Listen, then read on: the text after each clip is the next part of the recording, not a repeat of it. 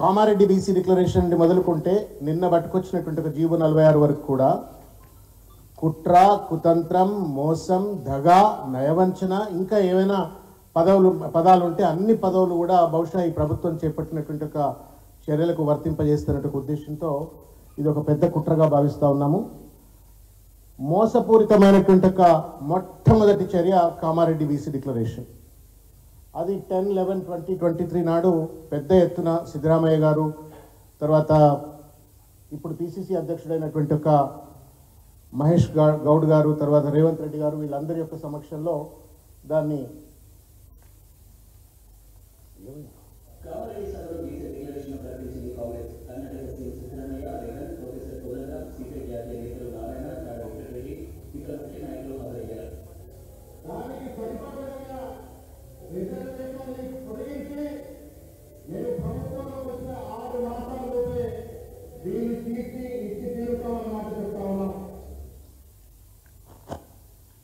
దీంట్లో పెద్ద ఎత్తున అనేక అంశాలను రిజర్వేషన్లని, నిధులని, సంక్షేమమని, విద్య అని, చేతివృత్తులకు సహాయమని, తర్వాత వివిధ కులాలకు ముదిరాజ్, గంగపుత్ర, గొల్ల కుర్మలు, గౌడ్లు, మున్నూరు కాపులు, పద్మశాలిలు, విశ్వకర్మ, రజకులు ఇటువంటి ఒక కులాలకు ఏ రకమైనటువంటి ఒక సహాయ సహకారాలు కామారెడ్డి బీసీ డిక్లరేషన్ ద్వారా అందిస్తామని చెప్పినప్పటికీ కూడా ఇప్పుడు మనం ఉన్నటువంటి ఒక తరుణంలో మనందరికీ మోస్ట్ ఇంపార్టెంట్, మోస్ట్ పర్టినెంట్ అంశం ఏంటి అంటే రిజర్వేషన్లకు సంబంధించిన ఒక అంశం.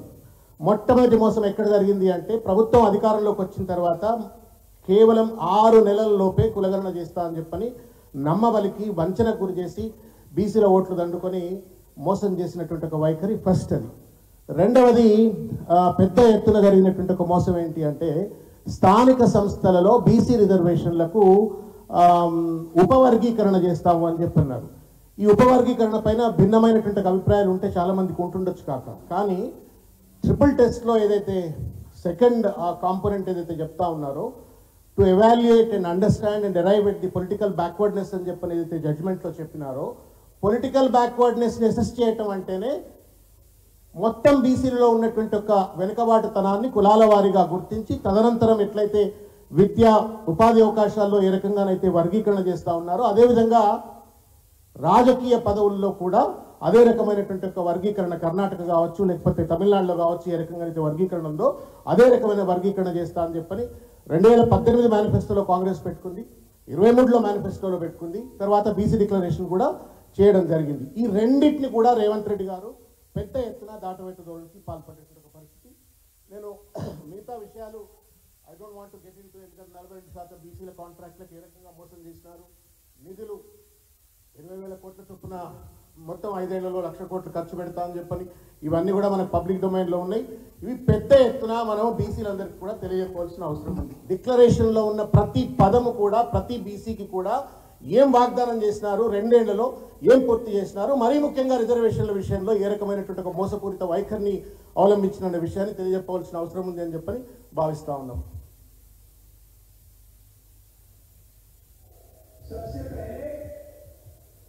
ये पता लगाना है कि सचमुच में किसकी कितनी आबादी है और किसको कितनी भागीदारी मिल रही है। और ये पता लगाने का एक ही तरीका है, उसका नाम है जाति जनगणना। और ये बिहार वाला जो जाति जनगणना पे इसकी बात नहीं कर रहा हूं। जाति जनगणना देखना है तो तेलंगाना वाला देख लीजिए।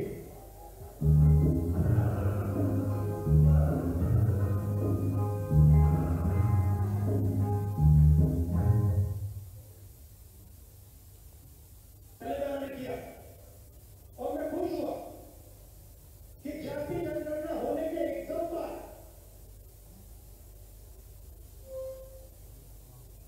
हमारे चीफ मिनिस्टर ने, हमारी टीम ने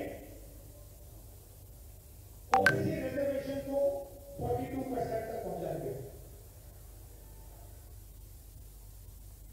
వాస్తవానికి ఆలు లేదు, సూర్యు లేదు, కొడుకు పేరు సోమలింగం అన్నట్లుగా ఇవాల్టికి కూడా తెలంగాణలో ఉన్నటువంటి చాలా మంది వివిధ కుల సంఘాలకు చెందినటువంటి వాళ్ళు కావచ్చు, లేకపోతే కాంగ్రెస్ పార్టీలు ఉన్న బీసీలు కావచ్చు, మిగతా రాజకీయ పార్టీలు ఉన్న బీసీలు కూడా రేవంత్ రెడ్డి గారు ఏదో కింద మీద పడతాను 42% రిజర్వేషన్ కులగణన చేసిండు, 42% రిజర్వేషన్ ఇస్తున్నాడు అనేటువంటి ఒక భావనలో ఎట్లయితే కొద్ది మంది బీసీలు తెలంగాణలో ఉన్నటువంటి వాళ్ళు ఉన్నారో, రాహుల్ గాంధీ కూడా ఆ భావననే దేశవ్యాప్తంగా ఇవాళ వ్యక్తీకరిస్తూ ప్రజలందరూ, ఆయననేమో డెలిబరేట్ చాయిస్ ఆఫ్ మిస్లీడింగ్ అదే అంటున్నారు, ఆయనేమో డెలిబరేట్ చాయిస్ ఆఫ్ మిస్లీడింగ్, అందుకే అన్న మిస్లీడింగ్ ఆఫ్ ద నేషన్ అని చెప్పారు అన్న, డెలిబరేట్ చాయిస్ ఆఫ్ మిస్లీడింగ్. కాకపోతే ఇక్కడ సమాచార లోపం వల్ల చాలా మంది ఇవాళ ఏ రకంగా 42% రిజర్వేషన్ రాకుండా మోసపూరితంగా రేవంత్ రెడ్డి గారు వ్యవహరించిందనే ఒక విషయాన్ని గుర్తు చేసుకోవాలా అని చెప్పని ఈ సందర్భంగా తెలియజేస్తూ, ఒక పక్కన రాహుల్ గాంధీ ఏమో రేవంత్ రెడ్డిని దేశవ్యాప్తంగా పొగుడుతూ ఆయన బీహార్లో కావచ్చు, మహారాష్ట్ర ఎన్నికలు కావచ్చు పెద్ద ఎత్తున ప్రచారం చేసి మేము జాతి జనగణన చేసేసినాం, 42% రిజర్వేషన్ ఆల్రెడీ ఇచ్చేసినాం, మొత్తం అయిపోయింది అని చెప్పని ప్రచారం చేసుకొని దేశాన్ని అంతా కూడా మిస్లీడ్ చేస్తున్నటువంటి తరుణం చూసినాము. ఇక రేవంత్ రెడ్డి గారేమో మమ్మల్ని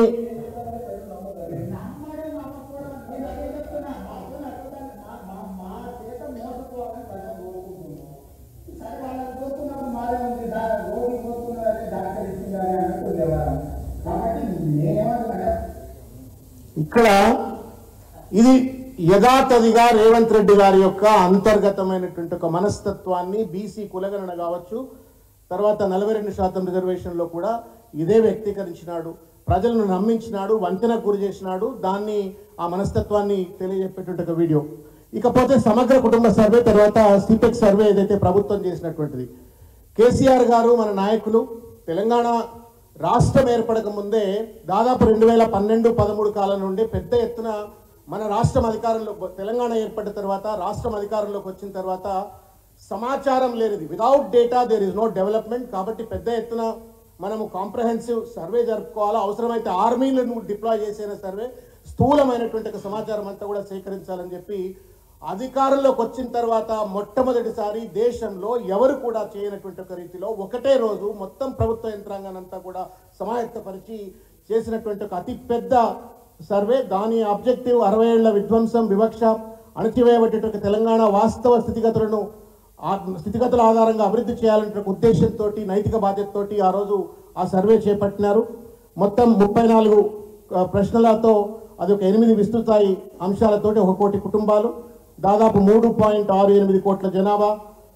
తద్వారా ఆ సర్వే ద్వారా 51% బీసీలు ఉన్నట్టుగా, ఎస్సీలు 18% ఉన్నట్టుగా, ఎస్టీలు 10% ఉన్నట్టుగా, ఇది మొత్తం వ్యవహారం అంతా కూడా, ఈ సర్వే అంతా కూడా జనరల్ అడ్మినిస్ట్రేషన్ డిపార్ట్మెంట్ పరిధిలో జరిగినట్టుగా నాకు ఉన్నటువంటి ఒక సమాచారం. ఇకపోతే సిపెక్ సర్వే ఏదైతే చెప్తా ఉన్నామో, ఈ సర్వే కులగణన ట్రిపుల్ టెస్ట్ ఆధారంగా వచ్చినటువంటి ఒక కులగణన. ఇది దాదాపు 1,80,000 మంది ఎన్యూమరేటర్స్, డేటా ఎంట్రీ ఆపరేటర్స్ అంతా కూడా కలిసి చేసినటువంటి ఒక పని. నవంబర్ 6 నుండి ఫిబ్రవరి 3, 25 వరకు ఈ సర్వే అంతా కూడా పూర్తి అయిపోయింది. దాదాపు 3,54,00,000 మంది నుండి సమాచారం సేకరించడం చెప్పినప్పటికీ కూడా ఈ మొత్తం వ్యవహారం అంతా కూడా లోపభూయిష్టంగా జరిగిందని చెప్పడానికి డేటా బేసిస్లో మనకు ఉన్నటువంటి కన్క్లూజన్ ఏంటంటే 1,03,000 కుటుంబాల సమాచారమే రాలేదని చెప్తున్నారు వాళ్ళే అఫీషియల్గా. 1,68,000 కుటుంబాలు మాకు సర్వేకి సహకరించలేదు అని చెప్పినారు. తర్వాత 84,000 కుటుంబాలు తప్పుడు సమాచారం అందించినారని చెప్పని వెరచి మొత్తం ఎక్సైజ్ అయిన తర్వాత కొండందే వేలుకని పట్టినట్టుగా 2014లో బీసీలు 51% ఉంటే కష్టపడి రేవంత్ రెడ్డి గారు బీసీలను వంచన గురి చేసే విధంగా కేవలం 46% మాత్రమే బీసీలు అని చెప్పని తగ్గించినట్టు ఒక పరిస్థితి. ఇది కూడా బీసీలకు మనం తెలియజెప్పవలసిన అవసరం ఉందని చెప్పి నేను భావిస్తూ ఉన్నాను. మొత్తం మీద ఈ మొత్తం ప్రాసెస్లో గవర్నమెంట్ వాజ్ నాట్ సిన్సియర్, ప్రజలను సమాయత్తపరచలేదు. మంత్రులు పూర్తి స్థాయిలో, జిల్లా మంత్రులు లేకపోతే ఇంకా మంత్రులు, ఎమ్మెల్యేలు ఎవరు కూడా పూర్తిగా ఇన్వాల్వ్ కాలేదు. ఒక క్యాలెస్గా, క్యాజువల్గా ఏదో తంతు నిర్వహించినట్టుగా ఈ మొత్తం నిర్వహించడంతో బీసీలను శ్రీనివార్మలనే అన్నాడు ఒక మాట, 46% రిజర్వేషన్లు బీసీలకు ఇచ్చిండ్రు అంటే జూబ్లీహిల్స్లో ఎవరో ఒక శాసనసభ్యుడు, ఒక మాజీ మంత్రి ఇంట్లో కూర్చొని ఒక పర్టికులర్ సామాజిక వర్గానికి సంబంధించిన సంఖ్యను పెంచుకున్నారు, ఓసీ పర్సంటేజ్ పెంచినారు, బీసీ పర్సంటేజ్ తగ్గించినారు అని చెప్పి ఒక వివాదాలకు కారణభూతమయ్యే విధంగా సాంకేతిక నిబద్ధత లేకుండా, ఒక సైంటిఫిక్ ప్రాసెస్ లేకుండా జరిపినట్టుగా ఈ యొక్క సర్వేకి సంబంధించినట్టు ఒక విషయాన్ని కూడా మనం బీసీల దృష్టికి తీసుకెళ్లాలని చెప్పని కోరుతా ఉన్నాం. మన లక్ష్యం తెలంగాణ ప్రజల సమతుల్యమైనటువంటి అభివృద్ధి. ఇకపోతే కులగణన లక్ష్యం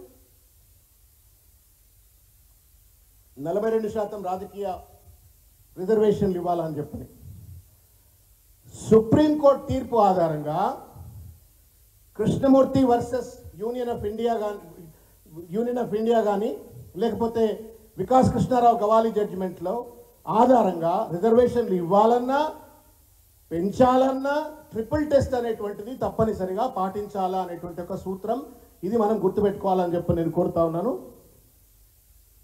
ట్రిపుల్ టెస్ట్ ఏం చెప్పింది అని చెప్పని ఒకసారి దయచేసి, ఇది Krishnamurthy versus union of India judgment. The identification of backward classes for the purpose of reservations is an executive function, అంటే government function.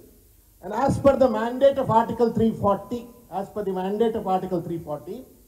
dedicated commissions need to be appointed to conduct a rigorous empirical inquiry into the nature and implications of the backwardness. ఇది కృష్ణమూర్తి జడ్జిమెంట్లో చెప్పినటువంటి ఒక అంశం. తదనంతరం కొంత ఎలాబొరేట్గా Vikas Krishnarao Gawali జడ్జిమెంట్లో number 1, ఇది పేరా 12 of the జడ్జిమెంట్లో ఉంటుంది. ఇది to set up a dedicated commission to conduct contemporaneous rigorous empirical inquiry into the nature and implications of the backwardness. Rendu, aa study tarvata to specify the proportion of reservation required to be provisioned local body wise. You mottam state ki inta percentage ani kaadu, local body wise aa yokka reservation ivalani cheptunaru. In any case, this percentage reservation should not cross more than 50% అని చెప్పని triple test చెప్పింది.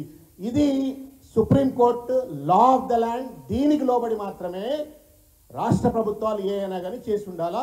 ఒకవేళ దాటి కనుక ఇవ్వాలంటే అది భారత రాజ్యాంగం 9th షెడ్యూల్ను అమెండ్ చేస్తే తప్ప యూ కెనాట్ క్రాస్ 50% అనేటువంటిది ప్రజలకు చెప్పాలి. కానీ దీన్ని కప్పిపుచ్చి ట్రిపుల్ టెస్ట్ సంబంధించిన అంశాన్ని ప్రజలకు తెలియనీయకుండా, పూర్తి స్థాయిలో దానిపైనటువంటి అవేర్నెస్ రాగనీయకుండా, రెండవది ట్రిపుల్ టెస్ట్ ఉన్నందువల్ల 50% దాటలేము అనేటువంటి ఒక భావన, ఆ నాలెడ్జ్ ప్రజలకు రానియకుండా మొత్తానికి మొత్తం నేను 42 శాసిస్తామని చెప్పని గుండుగుత్తగా ప్రకటించి ప్రజలను గుండుగుత్తగా మోసం చేసింది ఈ ప్రభుత్వం అనేటువంటి విషయాన్ని గుర్తు చేయాలని చెప్పని ఈ దాంట్లో ఒక మాట చెప్తుంది ఈ జడ్జిమెంట్లోనే.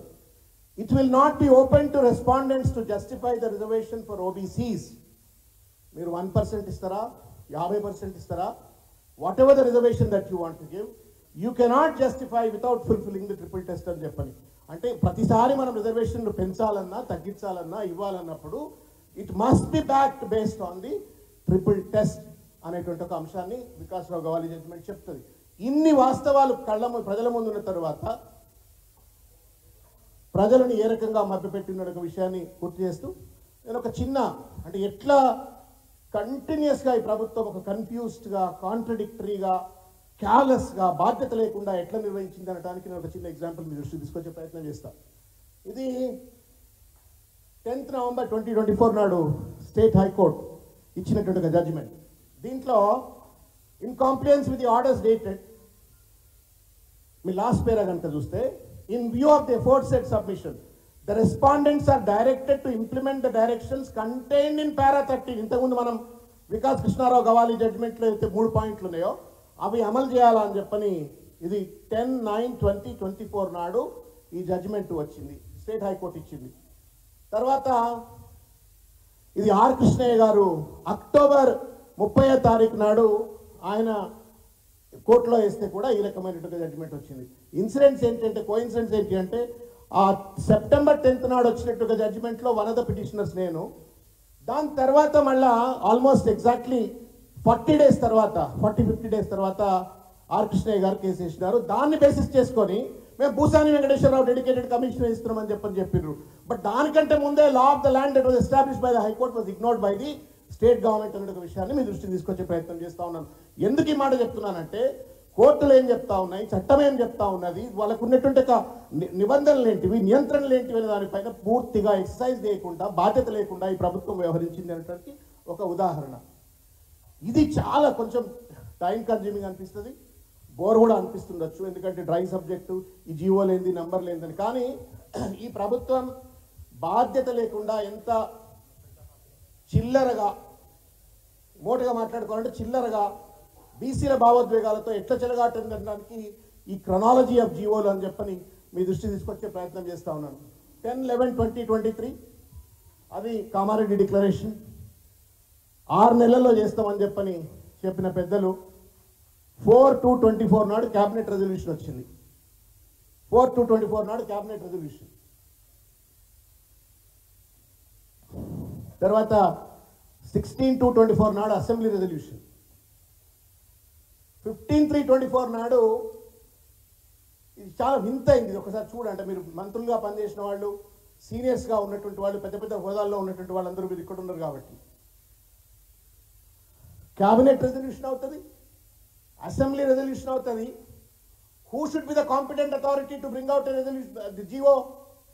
Chief secretary, government of Telangana ఇవ్వాలా. ఇచ్చింది ఎవరే అంటే బూరా వెంకటేశం గారు బీసీ వెల్ఫేర్ డిపార్ట్మెంట్ నుంచి జీవో 26 ఇచ్చినారు. సరే, ఈ 4/2/2024లో క్యాబినెట్ రిజల్యూషన్ ఎందుకు పెట్టారు? అసలు ముఖ్య అంశం ఏంటి? దీని మూల కారణము కేసీఆర్ గారు 2023లో ఈ కులగణన జరగాలి, రిజర్వేషన్ రావాలని చెప్పేసి అప్పుడు ఈ కమిటీ వకలాపురం ఆధ్వర్యంలో వీరు ముగ్గురుతోటి కమిటీ వేసింది. కమిటీ వేసి స్టడీ చేసిన తర్వాత 6-7 మంత్స్ తర్వాత వీళ్ళు ఒక రిపోర్ట్ సబ్మిట్ చేసింది. ఆ రిపోర్ట్ కంపల్సరీ ఇంప్లిమెంట్ చేసే బాధ్యత ప్రభుత్వాన్ని. అయితే దురదృష్టం ఏంటంటే అప్పుడు మన ప్రభుత్వం లేవు. ఒకవేళ మన ప్రభుత్వం ఉంటే అదే రోజు ఇంప్లిమెంట్ చేద్దాం. కానీ ఈ యొక్క రిపోర్ట్ డెఫినెట్గా క్యాబినెట్లో చర్చించాలి. ఆ సబ్మిషన్ రాకపోతే అసలు ఈ కులగణన అనేది క్యాబినెట్ పెట్టబోతుండే. కంపల్సరీ ఈ యొక్క రిపోర్ట్ను క్యాబినెట్లో చర్చించాలి, దీన్ని ఇంప్లిమెంట్ చేయాల్సిన బాధ్యత ఉన్నది. కాబట్టి దాన్ని కంపల్సరీ చేయాలని చెప్పేసి క్యాబినెట్లో పెట్టి దీన్ని మెల్లమెల్ల డైల్యూట్ తీసుకుంటూ వచ్చిండు. యాక్చువల్ ఏంటంటే దీనికి మూలం కేసీఆర్ గారు సబ్మిట్ చేసిన రిపోర్టే. ఆ రోజే ఆ సబ్మిట్ అయిపోతే ఇంతవరకు ఇది కూడా నాంచుకుంటూ ఉండేది. సో ఆ క్యాబినెట్ రిజల్యూషన్ ఎందుకు వేసిందంటే, ఆ క్యాబినెట్ రిజల్యూషన్ దేని మీద రిజల్యూషన్ ఏంటంటే, మన కేసీఆర్ గారు వీళ్ళు కమిటీ వేస్తే ఈ కమిటీ ఆధ్వర్యం చేసిన దాన్ని మాత్రమే క్యాబినెట్ అలా పాస్ చేసింది. దాన్ని డెడికేటెడ్. రైట్, థ్యాంక్ యూ అమ్మా. ఇకపోతే 5వ అంశం కనుక చూస్తే 6/9/2024 GO number 199 constitution of BC commission అంటే నిరంజన్ గారు తదితరులతో బీసీ కమిషన్ను designated as dedicated commission for enumeration, BC enumeration. మీరు నమ్ముతారో నమ్మరో ఈ విషయం ఎందుకు వచ్చింది అంటే చెప్తున్నా మీకు నేను. వాయిదాల మీద వాయిదాలు 10/9/2024 ఏదైతే జడ్జిమెంట్ వచ్చిందో దానికంటే ముందు ఏజీ రోజు వస్తున్నాడు, వాయిదాలు తీసుకొని పోతాడు. వారానికి ఒకసారి పోస్టింగ్ పడుతుంది, వాయిదాలు తీసుకొని పోతాడు. అట్లా కంటిన్యూస్గా వాయిదాలు తీసుకొని పోయి ఇంకా చీఫ్ జస్టిస్ అన్నాడు ఏమైనా మీరు ఆర్గ్యూ చేస్తారా చేయరా లేకపోతే నేను జడ్జిమెంట్ ఇచ్చి పడేయాలని అని చెప్పానంటే సరే ఇంకొక వాయిదా ఇవ్వండి అని చెప్పని 10th నాడు జడ్జిమెంట్ వచ్చింది. 6th నాడు ఈ జీవో పట్టుకొచ్చేసి ఆ జీవోని పట్టుకొచ్చి కోర్టులో చూపెట్టి we have already complied to appoint dedicated commission, so therefore వాళ్ళ డిమాండ్ మేము ఫుల్ఫిల్ చేసినామని చెప్పడం కోసం ఈ జీవోలో బీసీ కమిషన్ అపాయింట్ చేసినాం. అదే బీసీ కమిషన్ మేము డెడికేటెడ్ కమిషన్గా అపాయింట్ చేసినాము అని చెప్పని అంటే క్యాలెస్నెస్, అంటే ఒక బాధ్యతారాహిత్యము, కోర్టులను తప్పుదో పట్టియచ్చు, ప్రజలను ఎట్లా తప్పుదో పట్టించడానికి ఈ యొక్క పర్టికులర్ 199 నిదర్శనం అని చెప్పి నేను తెలియజేస్తాను. తర్వాత నేను చెప్పినట్టుగా 10/9 హైకోర్టు జడ్జిమెంటు, తర్వాత 10/11/24 నాడు ప్లానింగ్ డిపార్ట్మెంట్ నోడల్ డిపార్ట్మెంట్గా శాంతి కుమారి గారు చీఫ్ సెక్రటరీ, ఆమె ఇది జీవో ఇస్తుంది. ఇది ఫండమెంటల్ ఫ్లా. ఇది ఫండమెంటల్ ఫ్లా. ట్రిపుల్ టెస్ట్లో ఏం చెప్పుకున్నాం మనము? Dedicated commission is suppose to conduct the empirical enquiry. Dedicated commission empirical enquiry conduct చేయాలంటే డెడికేటెడ్ కమిషన్ యొక్క సూపర్విజన్లో వాళ్ళ యొక్క విధి విధానాలతో సర్వే కండక్ట్ చేసేదానికి ఎందుకు డెడికేటెడ్ కమిషన్ చేయాలా? Why not a planning department? There must be a political neutrality, objectivity, రాజకీయపరమైనటువంటి ఒత్తిళ్లు లేకపోతే ఇంకో రకమైనటువంటి ఒక నియంత్రణలకు లోబడకుండా ఆబ్జెక్టివ్గా ఇప్పుడు ఇంతకుముందు కనుక 51% ఉన్న బీసీలను 46% చూపెట్టకుండా ఉండాలా అంటే డెడికేటెడ్ కమిషన్ చేయాలా, ప్రభుత్వం చేయొద్దు అని చెప్పని సుప్రీంకోర్టు ట్రిపుల్ టెస్ట్ చెప్తే దానికి భిన్నంగా ఫస్ట్ మిస్టేక్ ప్రభుత్వం చేసింది ఏంటంటే ప్లానింగ్ డిపార్ట్మెంట్ ద్వారా నోడల్ డిపార్ట్మెంట్ పెట్టి శాంతి కుమార్ గారి ద్వారా జీవో ఇస్తారు. సరే, తర్వాత ఆర్ కృష్ణయ్య గారి జడ్జిమెంట్, తర్వాత 4/11/2024 ఎప్పుడైతే నిరంజన్ గారి కమిషన్ను అపాయింట్ చేసినప్పుడు పెద్ద ఎత్తున గొడవలు చేసింది. మనం అంతా గొడవలు చేసినాం. ఈ డెడికేటెడ్ కమిషన్కు ఈ బీసీ కమిషన్, డెడికేషన్ కమిషన్ ఉంటే మొత్తం కులగణన పోతుంది, సర్వే పోతుంది, రిజర్వేషన్ పోతుంది అని ఆయన నువ్వు సపరేట్ అపాయింట్ చేయాలని చెప్పని గొడవలు చేసినట్టు నేపథ్యంలో ఆర్ కృష్ణయ్య జడ్జిమెంట్ వచ్చిన తర్వాత దాన్ని బేస్ చేసుకొని మళ్ళా వీళ్ళు భూసాని వెంకటేశ్వరరావును డెడికేటెడ్ కమిషన్గా అపాయింట్ చేసింది. ఇక్కడ ఇంకా కూడా క్యాలెస్నెస్ నేను చెప్తా. It's a historical effort, mammoth data. అంటే దాదాపు 2 కోట్ల పైచిలకు 4 కోట్ల మంది ప్రజల యొక్క సమాచారం, దాంట్లో బీసీలు 2 కోట్లు, వాళ్లకు first time in the country 42% reservation ఇవ్వాలని చెప్పిన ఒక ప్రయత్నం జరుగుతున్నట్టు దాని మీద ఒక రిటైర్డ్ అయినట్టు ఒక ఆఫీసర్ని పెట్టింది. సంతోషం, న్యూట్రాలిటీ. ఆయనకి ఇచ్చినటువంటి ఒక ఎక్స్పర్టీజ్ ఏంటి అంటే ఒక ఐఎఫ్ఎస్ ఆఫీసర్ స్థాయిలో ఎవరో ఉన్నారు, ఒక ఐఎఫ్ఎస్ ఆఫీసర్ ఇచ్చిండ్రు. ఇదే పద్ధతి మీరు if you look at compare Gujarat, Maharashtra, Madhya Pradesh, Uttar Pradesh, ఈ రాష్ట్రాల్లో అన్నింటిలో కూడా డెడికేటెడ్ కమిషన్కు ప్లటూన్ ఆఫ్ ఎక్స్పర్ట్స్, ఓ స్టాటిస్టిషియన్ ఉంటాడు, ఓ సోషియాలజిస్ట్ ఉంటాడు, ఓ సర్వే ఎక్స్పర్ట్ ఉంటాడు, ఆ ప్రొఫెసర్లు ఉంటారు, పెద్ద ఎత్తున కమిటీ చేస్తారు. ఇక్కడ మాత్రం భూసాని మా చెప్పు చేతల్లో ఉంటాడు, మేము ఏం చెప్తే అది సంతకాలు పెడతాడు, పని చేసినా పని చేయకపోయినా నడిచిపోతున్న ఉద్దేశంతో అక్కడ ఒక సింగిల్ మ్యాన్ కమిషన్ను అపాయింట్ చేసే ప్రయత్నం చేసినారు.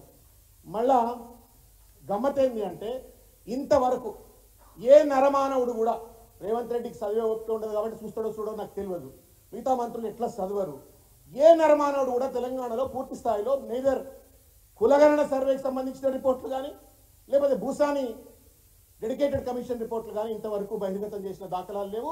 Disregard to the legislature, disregard to the entire exercise, మొత్తం పారదర్శకత లేకుండా దాన్ని తుంగలు దొక్కిన విషయాన్ని మనం ప్రజలకు చెప్పవలసిన అవసరం ఉందని చెప్తూ 10/2/25 నాడు ఎల్ఏ బిల్ నెంబర్ 1425లో ఏం చెప్తాడు అంటే Bhusani dedicated commission submitted its report on 10/2/25 అని చెప్పని ఒక రిపోర్ట్లో మెన్షన్ చేస్తారు తప్ప బహిర్గతంగా ఎక్కడ కూడా ఫోటో కానీ ఏది కానీ మనకు కనబడదు.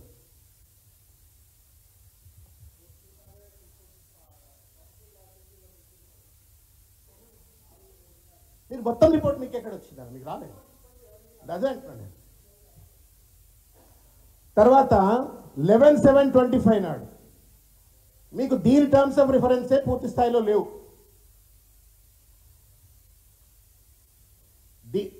ఇదేనా? మళ్ళీ 11/7/25 నాడు ఏం చేసినాడు, dedicated commission additional terms of reference ఇచ్చినా అని చెప్పని ఎక్కడ చెప్తున్నాడు, GOMS 9లో పారా 10లో మేము ఇచ్చిండ్రు, దాని ప్రకారంగా మళ్ళీ రిపోర్ట్ ఇచ్చిండ్రు అని చెప్పని ఆ రిపోర్ట్ చెప్తాడు. మళ్ళీ 28/8/25 నాడు Bhusani dedicated commission report submit చేసింది, అది కూడా పారా 10 ఆఫ్ ద GOM 9లో చెప్తారు. కానీ ఎక్కడ కూడా ప్రభుత్వం సాధికారికంగా ఈ రిపోర్ట్ పలానాడు సబ్మిట్ చేసింది, this is the copy of the report, at least first పేజో second పేజో copy of the report ఇది అని చెప్పని పబ్లిక్ డొమైన్లో పెట్టలేదు, ఒక ఫోటో కూడా రిలీజ్ చేయలేదు. కానీ వాళ్ళు GO9 ఏదైతే రిలీజ్ చేసిందో దాంట్లో మాత్రం రెఫరెన్స్ ఇచ్చే ప్రయత్నం చేసిండ్రు. ఇది ఒక విషయం మనం ప్రజల దృష్టికి తీసుకెళ్లాలి. తర్వాత ఇంకొకటి ఏంటంటే భూసాని ఒక్కడే దేశంలో ఉన్నటువంటి ఎక్స్పర్ట్ అన్నట్టుగా డెడికేటెడ్ కమిషన్ ఆయనే, 1 మ్యాన్ కమిషన్ అని చెప్పని ఇదో పెద్ద మోసం. ఎడ్యుకేషన్కు ఎంప్లాయ్మెంట్ కోసం అని చెప్పని మళ్ళీ 27-25 నాడు 1 man commission was appointed to suggest the enhancement of reservations in education and employment. The scope of providing education and employment reservation lies with the state BC commission, not with a dedicated commission. Dedicated commission is only for political reservations. So, dedicated state commission తుంగలో దొక్కే విధంగా వీళ్ళు GO పట్టుకొచ్చి 1 man commission అని చెప్పని చెప్తాడు. ఏ date నాడు report submit చేసిందో భగవంతుని కెరక, మార్చిలో సబ్మిట్ చేసిండ్రు అంటారు. డేట్ చెప్పడాడు తెలివిగా, మీరు ఆ జీవో చూస్తే అర్థమవుతుంది. సబ్మిటెడ్ ఇన్ March 25 అంటే గమ్మత్ ఏంది అంటే he was appointed on 27/2/25. Report submitted in the month of March 25 అంటాడు. Report was accepted by the cabinet on 6th. ఒక 1 మ్యాన్ కమిషన్ ఇంత పెద్ద డేటాను ఎవాల్యుయేట్ చేసి అసెస్ చేసి ఎడ్యుకేషన్ ఎంప్లాయ్మెంట్లో రిజర్వేషన్స్ ఎన్హాన్స్మెంట్ సజెస్ట్ చేయాలంటే 2 రోజుల రిపోర్ట్ ఇస్తాడట, క్యాబినెట్ 2 రోజులు చదువుతుందట, దాన్ని అప్రూవ్ చేస్తుందట. అంటే రేవంత్ రెడ్డి ఇంట్లో కూర్చోనో లేకపోతే ఇంకెవరో పెద్ద మనిషి ఇంట్లో కూర్చొని మొత్తం వంటకం వాడినట్టుగా చేసి దానిపైన భూసాన్ని బెదిరించిండ్రా, భూసాన్ని లొంగ తీసుకున్నారా, ఇంకో రకంగా చేసిండ్రా, మొత్తానికి ఈ రకంగా తప్పుడు చేసినారు. ఇకపోతే ఇదో పెద్ద ఫార్సిగా భూసాని రిపోర్ట్ జనానికి తెలియదు, కులగణన రిపోర్ట్ జనానికి తెలియదు. థర్డ్ కమిటీ అపాయింట్ చేసిన దాన్ని ఏమంటాడు, జియో నెంబర్ 2 ద్వారా planning department constitution of advisory committee. ఎవరు దీనికి? Deputy CM chairman Kancha Ilaiah, Shantha Sinha, Himanshu, Sukhdeo Thorat, Nikhil Dey, Praveen Chakravarthy, బుయా అండ్ ప్రొఫెసర్ పురుషోత్తం రెడ్డి. ఇది బాగుంది. కమిటీ సరే ఏదో అడ్వైజ్ ఇస్తారో పెద్దోళ్ళు అనుకుంటాం. ఇది ఇట్లనే ఉంటుంది. ఎగ్జాక్ట్లీ ఆఫ్టర్ అబౌట్ 28 days 12/3/25 నాడు జియోఎంఎస్ 6 పట్టుకొచ్చి జస్టిస్ సుదర్శన్ రెడ్డిని చైర్మన్గా పెట్టి ఇది వర్కింగ్ గ్రూప్ అంట, అది అడ్వైజరీ గ్రూప్ అంటాడు, ఇది వర్కింగ్ గ్రూప్ అంటాడు. ఈ వర్కింగ్ గ్రూప్లో కొంత సభ్యులు వచ్చిండ్రు అంటే 2 వస్తారు, మొత్తం అండ్లున్నోళ్ళ ఇంట్లో ఇన్కార్పొరేట్ చేసి ఇస్తారు. పబ్లిక్ ఎక్స్చెక్కర్ ప్రజల సొమ్ముతోటి రకంగా కమిటీలు వేసి వీళ్ళు చేస్తున్నటువంటి ఒక తప్పిదాలకు షీల్డ్ అన్నట్టుగానో లేకపోతే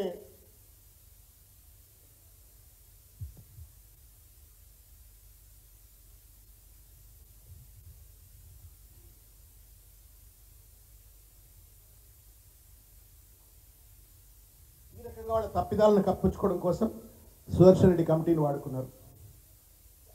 గమ్మత్ ఏంటి అంటే రాజ్యాంగ నిబద్ధతతో కోర్టు ఆదేశాలతో ఏర్పాటు చేసిన ఒక భూసాని కమిషన్ రిపోర్ట్ను ముఖ్యమంత్రి తీసుకున్న దాఖలాలు లేవు, డిప్యూటీ స్పీకర్ తీసుకున్న దాఖలాలు లేవు. రాజ్యాంగ నిబద్ధత లేనటువంటి ఒక justice Sudarshan Reddy committee report మాత్రం ఎంహెచ్ఆర్డీలో మీటింగ్ పెడతారు, మొత్తం పొలం అనే ఆఫీసర్లంతా కూర్చుంటారు, మంత్రులంతా కూర్చుంటారు, ఆ రిపోర్ట్ తీసుకుంటారు. ఈయన ఏం రిపోర్ట్ ఇచ్చిండో చదువుదామంటే అది అందుబాటులో ఉండదు, ఆయన ఏం రిపోర్ట్ ఇచ్చిండో అంటే అది అందుబాటులో ఉండదు. మొత్తానికి మొత్తం గూడు పుటాని లెక్క రిపోర్ట్లని దాచుకున్నారు. ఆఖరికి ఇదే కంచాయిలేను, ఇదే జస్టిస్ సుదర్శన్ రెడ్డి గారిని కొంతమంది తీసుకుపోయి ఢిల్లీలో రాహుల్ గాంధీ ఖర్గే ముందు ప్రజెంటేషన్లు ఇప్పించుకున్నటువంటి ఒక పరిస్థితి, ప్రజలను మభ్యపెట్టే పరిస్థితి. ఇకపోతే ఇది కథ. 26/9/25 నాడు which was challenged in the high court, which was stay ఇచ్చినటువంటిది జియోఎంఎస్ 9. ఇందులో మీరు చదివినట్టయితే గమ్మత్ అనిపిస్తుంది. As it reads, government after careful examination and considering the exceptional situation in Telangana marked by the multidimensional backward classes and in exercise of the powers conferred under the constitution and based on empirical evidence, legislative sanction, judicial recognition ఉంది కాబట్టి మేము ఓవరాల్గా 42% reservation ఇచ్చేస్తున్నాం అని చెప్పని ఈ జియో పట్టుకొస్తారు. ప్రశ్న ఏంటి అంటే ఒకవేళ కనుక ప్రభుత్వానికి ఆ రకమైనటువంటి ఒక జియోఎంఎస్ 9 ఇచ్చేటువంటి ఒక సాధికారత direct ultimately 42% reservation without intervention of the governor or the president of India కనుక ఇచ్చే వెసులుబాటు ఉన్నట్టయితే మరి ఆ బిల్లులు ఎందుకు పెట్టినావు, అసెంబ్లీ సెషన్స్ ఎందుకు పెట్టినావు, ఆర్డినెన్స్ ఎందుకు పట్టుకొచ్చినావు, అవి పెండింగ్లో ఉండగా మళ్ళీ బిల్లు ఎట్లా పట్టుకొచ్చినావు అని చెప్పని అర్థం కానటువంటి ఒక పరిస్థితి.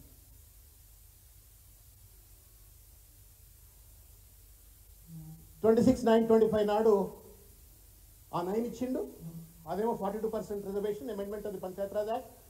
ఇది 41 ద్వారా reservations for MPTC ZPTC elections అని చెప్పని గైడ్ లైన్స్, తర్వాత సర్పంచ్ ఎలక్షన్స్ కోసం జియో 42 గైడ్ లైన్స్ అని చెప్పని ఇచ్చిండ్రు.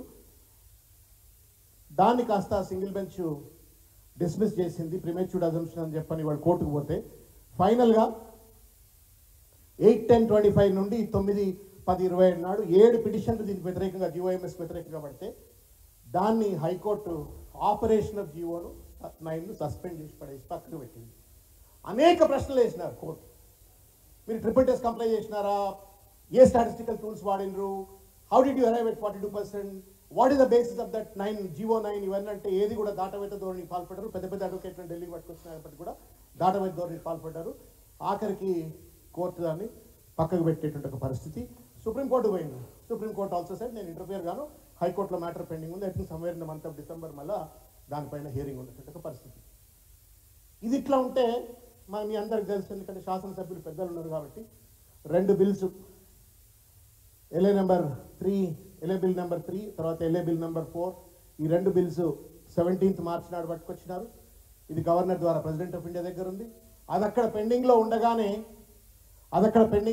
ఇక్కడ చిన్న కాంట్రడిక్షన్. మరి మీరు ఎక్స్పర్ట్స్ ఉన్నారు కాబట్టి, పెద్దలు పాలసీ మేకర్స్ ఉన్నారు కాబట్టి దయచేసి ఇది ప్రజలకు కూడా చెప్పుకోవాల్సిన అవసరం ఉంటుంది. ఎస్సీలకు ఎస్టీలకు ప్రపోర్షనేట్ పాపులేషన్ ప్రకారంగా రిజర్వేషన్లు పెంచుకునేటువంటి వెసులుబాటు ఉంటుంది.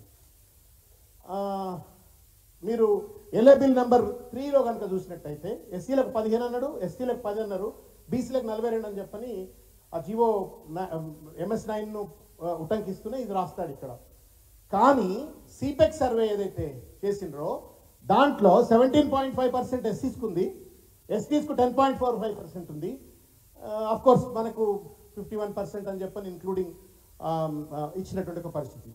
ప్రశ్న ఏంటి అంటే నాకు కూడా డార్క్నెస్ ఏంటి, ఎస్సీలో ఒకవేళ 17% ఉంటే 15%కి ఏ బేసిస్ మీద కుదించిండ్రు, ప్రపోర్షనేట్ పాపులేషన్ వాళ్ళకు రిజర్వేషన్ ఇవ్వాలి కదా.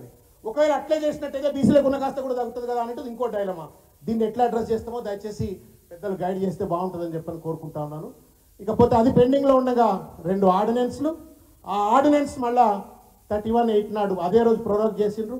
17th and 13th పేరు మీద 2 ఆర్డినెన్స్లు, మళ్ళీ 31/8 నాడు వాటినే ఆర్డినెన్స్ను బిల్స్గా కన్వర్ట్ చేసిండ్రు. ఇట్లా ఒక కన్ఫ్యూజన్, ఒక కాంట్రడిక్షన్, ఒక కుట్రపూరితంగా మొత్తం వ్యవహారాన్ని ఈ బీసీలు అంటే ఈగలు అనుకున్నారో, లేకపోతే దోమలు అనుకున్నారో, లేకపోతే వీళ్ళు ఓట్లేసి యంత్రాలు అనుకున్నారో, ఏమనుకున్నారో మొత్తానికి తెలియదు. కానీ రేవంత్ రెడ్డి ప్రభుత్వం ఒక ఫ్యూడల్ మనస్తత్వంతో మొత్తం వ్యవహారాన్ని ఒక క్యాజువల్నెస్ తోటి ఈ మొత్తం వ్యవహారాన్ని నడిపించినందుకు జీవోల పరంపర, బిల్లుల పరంపర, ఆర్డినెన్స్ల పరంపర, మొత్తం మోసాల పరంపర, సిపెక్ రిపోర్ట్ బయటికి రాదు, భూసాని రిపోర్ట్ బయటికి రాదు, జస్టిస్ సుదర్శన్ రెడ్డి రిపోర్ట్ బయటికి రాదు, మొత్తం వాళ్ళ ముడి కింద పెట్టుకొని ప్రజలను మభ్యపెట్టేట్టుగా ప్రయత్నం చేస్తూ ఉన్నారు. ఎవడబ్బ సంపద 160 కోట్ల రూపాయలు అని చెప్పని వాళ్ళ బీసీలుగా మనం అందరం అడగాల. మరి every backward class is also equally educated. Or ఎస్సీలో ప్రజలందరూ తెలుసు కదా.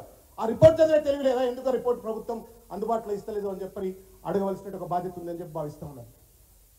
ఇకపోతే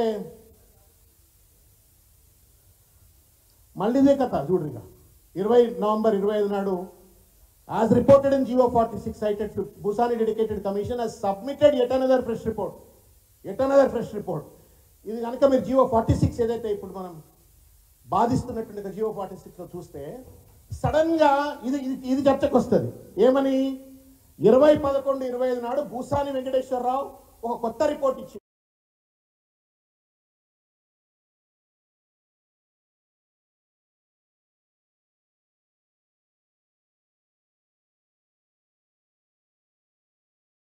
భూసాని వెంకటేశ్వరరావు